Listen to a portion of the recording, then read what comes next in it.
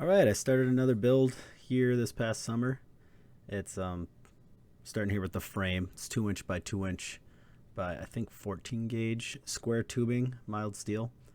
And this is going to be a pretty large cooker, fully insulated, just a monster. And you'll see as the build continues or progresses that it gets very large and very heavy quite quick. So just mocking everything up on the table, getting everything tacked together.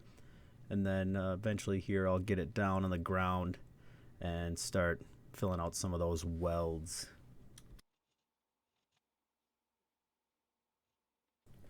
It's currently upside down, so I'm gonna right it and put it on its side here and just continue the weld.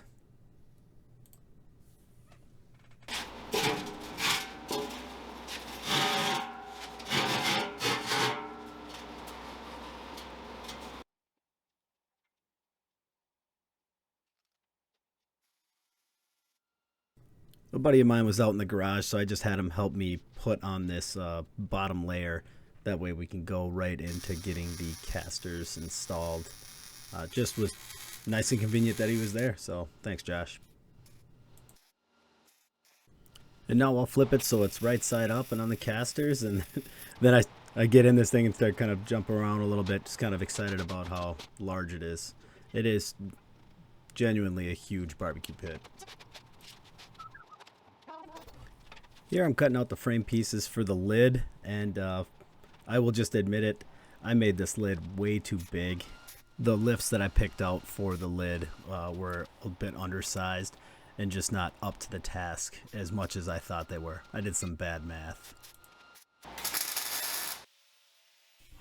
Alright, this is the inside bottom sheet. It's 3/16 inch thick. I'm just kind of grinding out the spots where on the bottom it'll kind of give it some room over the welds of the frame. So I'm just cutting out about 1/4 inch where each of the vertical frame pieces are. And then we'll get some magnets on there. Well, first we'll drill some holes for some plug welds and then get the magnets on there and get it hooked up to the crane and get this thing installed. Gotta say, the crane was a game changer for this build.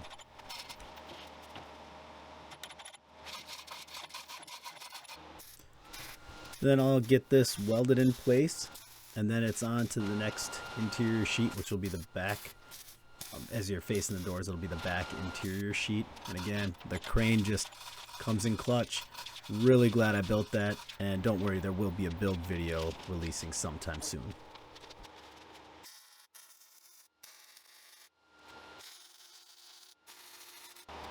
Alright, and I'm putting in the interior side plates. These are a bit smaller, so I can handle them just manually, even though they're still 3/16 inch thick, so they're heavy, but they don't quite require the crane, and it's just faster to grab them. Now I'm marking out where the air intakes are going to be. It's a 4" actually sanitary butterfly valve is going to be used for the air dampers, but I've got some 4" tube that needs to get welded in between this interior sheet and the exterior sheet that you'll see a little bit later. But just getting this thing cut out with this jig I made, and seemed to work pretty good. Now these 2" by 2" square pieces are going in. They'll support the doors and where the temperature gauges will be, plus just make the overall structure stronger.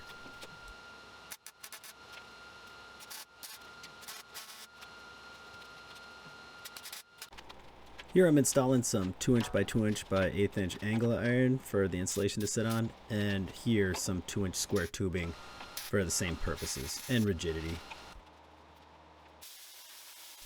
This piece I'm cutting out is the last of the main chamber interior panels. It'll be behind where the temperature gauges are. So I'll get that thing cut up, cleaned up, and then I'll mock it up inside the chamber and kind of keep it in place with some clamps and get it all tacked in there. And now that it's all tacked, basically I've got free reign to start welding in a bunch of those seams that I've got, and trust me, there's a lot of them. There was a lot of welding on this project, and it's part of the reason why I really like building these things. Here I'm working on the front panel, the actual outside, which is kind of cool. Drilling out the temperature gauge ports And you'll see here and drawn out the door openings as well. But these temperature gauge ports, since it's 2 inches of insulation, I have to attach a pipe to them, make sure that I have holes on the other side for the interior sheet, and basically that'll be the passageway that the temperature gauges insert into. And this worked out really well. Pretty happy with it.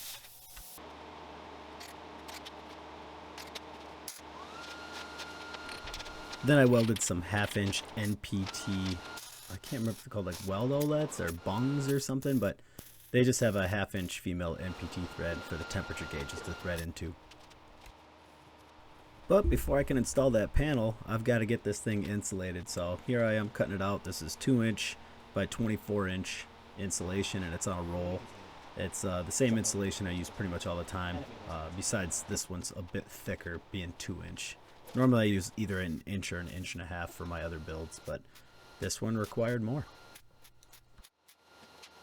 Now that the front's all tacked in, I'm moving on to the side panel, and I'm using that same 4-inch jig to cut a hole into the side panel here.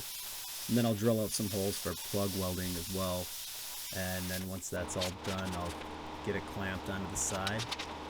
And then you'll see here in a bit, I'm going to move on to cutting a chunk of 4-inch stainless steel spool piece that I have. It's got some tri-clamp ends, and that'll help me align these things.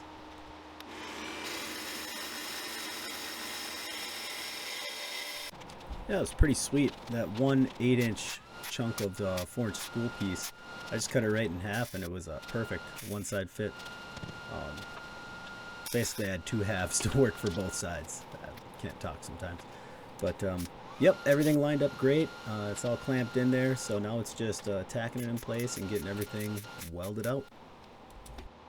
This is the back side, and if you can see down there, it might be hard to see, but I welded on some tabs just so that sheet can rest on them while I get it clamped in place. These outside plates are 1/8 inch thick, where the interior plates are 3/16 inch thick too, by the way. I forgot to drill my holes in it for the plug welds. Guess it's coming back off.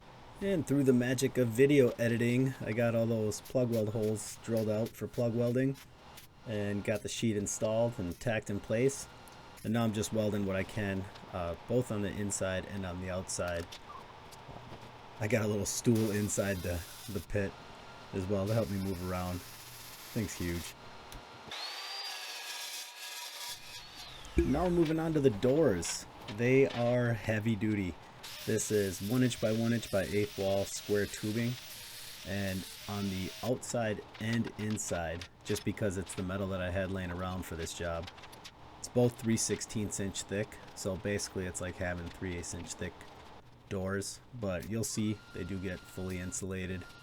And these took quite a while to build, actually. There was a lot of welds, and just got heavy towards the end, but it felt really good once they were installed, just like they were for sure built to last.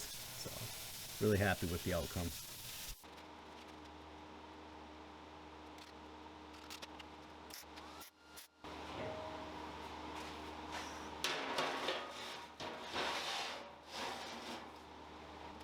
So this is the same type of insulation that I used for the main body of the cook chamber, but this is only 1-inch thick because the doors are only 1-inch thick, where the other stuff's 2-inch thick.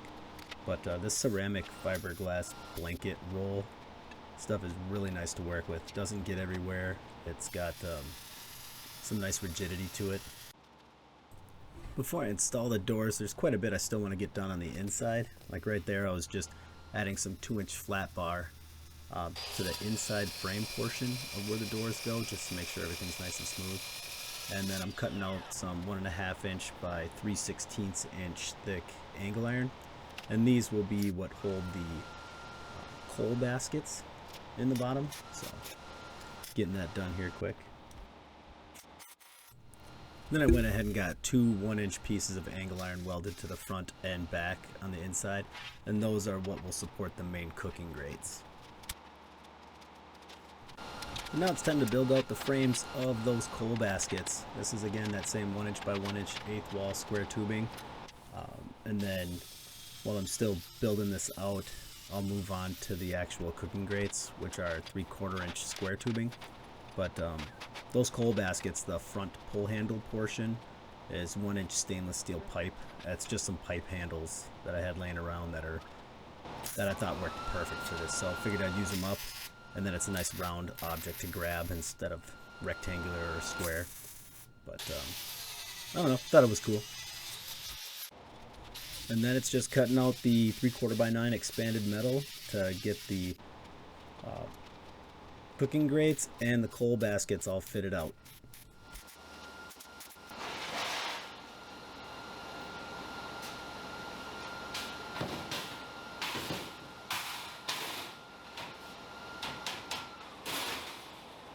Always a great feeling to get the cooking grates installed. I don't know why, it just makes the cooker look more complete.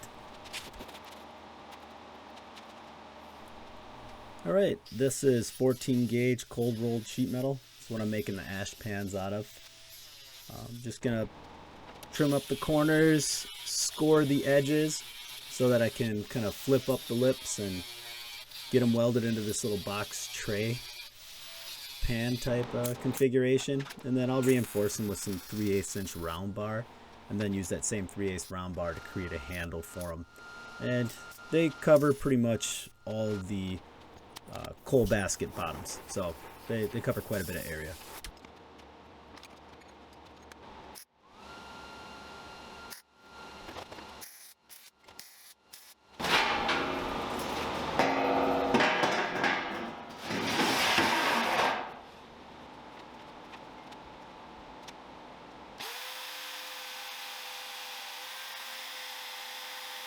There you go, all the way through. 2 plates of 3/16 inch thick steel. The bolts for the handles seal those holes good enough. Here I am just mocking the door up, getting the bullet hinges on there, and these are heavier duty ones. They're like 6 inches long because these doors are heavy. So getting those all welded in.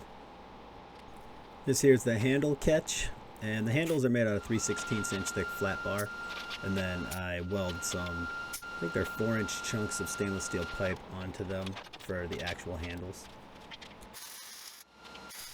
Alright, back to the lid. Just getting the upper reinforcement pieces installed. I actually mess up on one of these. I'll show you here later in the video, but the interior and exterior of the lid is 1/8 inch. I used 11 gauge all around. So just cutting out the square holes for the smokestacks. There'll be 4 total. And kind of get everything mocked up and installed intact and make some progress on this thing. Again, super happy I built that crane because I don't know how I'd be working on this lid right now. Long story short, that left support, I welded it in crooked. I was just going too fast and didn't follow the mark, and this guy's going to be picking it up in 2 days after this, and I had 0 time to correct it. But basically I'm justifying it by saying it's structurally still sound, and aesthetically it'll never be seen because this all gets insulated and covered, but it's just embarrassing, and I wanted people to see that it's absolutely a screw up, and I'm not proud of it. So the interior sides are all tacked in and insulated. Now I move on to the interior top. I have to cut out those holes for the smokestacks, and I start making tabs for the smokestacks. This is 4-inch square tubing, and the reason I'm making those right now is because, again, they'll help me align the bottom interior piece to the top exterior piece, just to make sure everything's nice and square.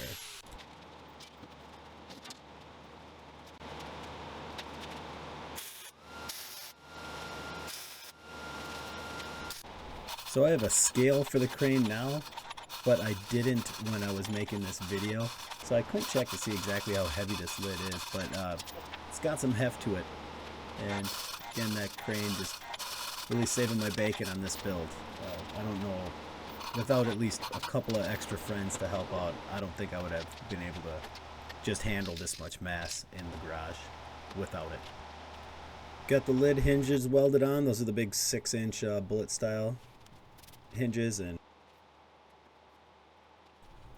alright, just making some handle bracket templates out of cardboard. Then I'll get the template or the actual brackets cut out of this. It's like 4-inch by 3/16 inch thick flat bar.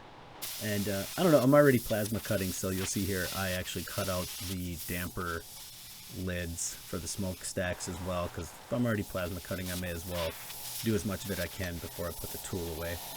And then, yeah, get the handle welded on, and it looks pretty good. The handle itself is 1.5 inch pipe or tubing, but it's a fairly thick wall, like 3/16 inch thick.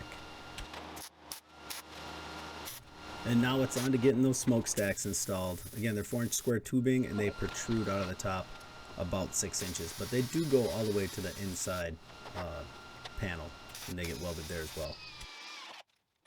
Well, I'm installing the lift struts, and these things do help. They're just not as helpful as I had hoped they would be. This thing is still pretty heavy, and I'm going to need to do a counterweight.